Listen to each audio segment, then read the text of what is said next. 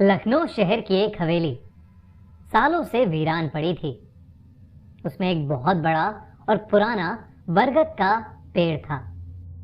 लोगों का मानना था कि उस घर में रहने वाले लोगों ने उसी बरगद के पेड़ पर चढ़कर आत्महत्या कर ली थी। उस दिन के बाद से वो घर सूना पड़ा हुआ है।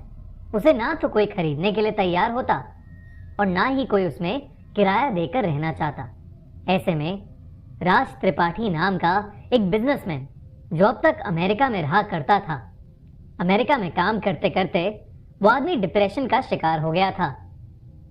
वहां वो अकेले ही रहा करता था और उसकी जिंदगी में पैसा और काम के अलावा कुछ नहीं रह गया था। इसीलिए वो इंडिया आ गया और यहाँ अपने परिवार के साथ रहकर एक नया बिजनेस शुरू करने का प्लान करने लगा। रहने के लिए राज ने वही घर ले लिया क्योंकि वो बहुत सस्ते में मिल रहा था। राज के परिवार वालों ने और यहाँ तक कि घर बेचने वालों ने भी उन्हें चेतावनी दी कि इस घर में बहुत सी अनहोनी घटनाएं घट चुकी हैं, लेकिन राज ने किसी की भी नहीं सुनी। नया घर लेने के बाद वो वहीं पर कुछ दिन अकेले रहने वाला था। उसका परिवार कुछ दिनों के बाद उसके साथ रहने के लिए आ रहा था। एक रात राज अपने कमरे में आराम से सो रहा था जब उसे एक आवाज सुनाई दी। आवाज सुनते ही वो झटके से उठ गया और उसने अपने सामने रखे शीशे में एक भयानक सी दिखने वाली औरत को देखा जिसकी आंखें और जीभ बाहर निकल रही थीं। राज ने जैसे ही उसे देखा वो बहुत डर गया। वो अपने बिस्तर से उठा और दौड़कर घर से बाहर भागने लगा। जैसे ही वो घर से बाहर निकला वो किसी के पैरों से जा टकराया। जब उसने सर उठाकर देखा तो उस बरगद के पेड़ पर बहुत से लोगों की लाशें लटक रही थीं। उस पर कुछ बच्चों की, कुछ बूढ़े लोगों की और कुछ जवान लोगों की लाशें लटक रही थीं और उन सभी की आंखें बंद थीं और जीभ बाहर निकल रही थी। अचानक से उनकी आंखें खुल गईं और वो सब के सब राज की तरफ देखे जा रहे थे। राज उन्हें देखकर बहुत डर गया और वहीं पर बेहोश हो गया। अगले दिन राज की मेड ने उसे जमीन पर बेहोश पड़ा हुआ देखा। उसने राज को उठाकर बेड पर लेटाया और डॉक्टर को फोन कर दिया।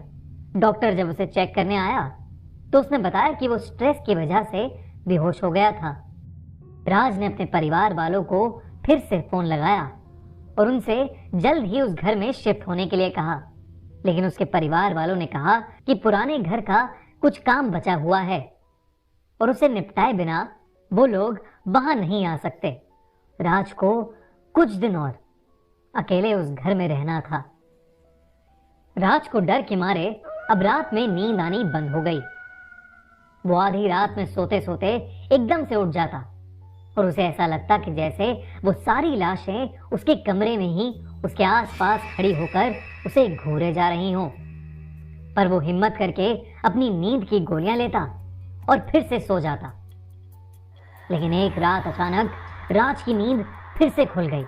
उसने देखा कि वो बरगद के पेड़ के ठीक नीचे लेटा हुआ है और वो सारी लाशें उसके सर के ऊपर लटक रही हैं और वो लाशें तैरती हुई नीचे आ गईं। नीचे उतरने के बाद वो राज को देखे जा रही थीं और उनकी आंखें ठीक उसी औरत की तरह बाहर निकल रही थीं। राज अगले दिन फिर से उसकी मेड को बरामदे में बेहोश पड़ा मिला। उसकी हालत दिन ब दिन खराब होती जा रही थी।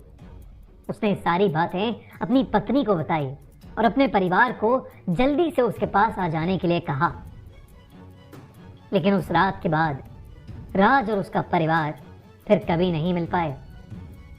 अगली सुबह जब उसके परिवार वाले वहां पहुंचे तो उन्होंने देखा कि उनकी हवेली के आगे भीड़ जमा थी। राज की लाश पेड़ से लटकी हुई थी। सब कहने लगे कि राज ने आत्महत्या कर ली है, लेकिन सिर्फ उसकी बीवी ही थी जो उसके सच को जानती थी। उसे पूरा यकीन था कि उसके पति की जान वहां पर रहने वाली उन दुष्ट आत्माओं के कारण ही हुई है। इस घटना के बाद उस घर में कोई भी रहने नहीं गया और फिर उसे तोड़ दिया गया और उस बरगद के पेड़ के आसपास एक मंदिर बना दिया गया। आपको क्या लगता है, क्या राज सच में हेलुसिनेट कर रहा था और उसने डिप्रेशन की वजह से सुसाइड की होगी, या वो उन दुष्ट आत्माओं की वजह से मारा गया? हमें कमेंट्स में जरूर बताइए।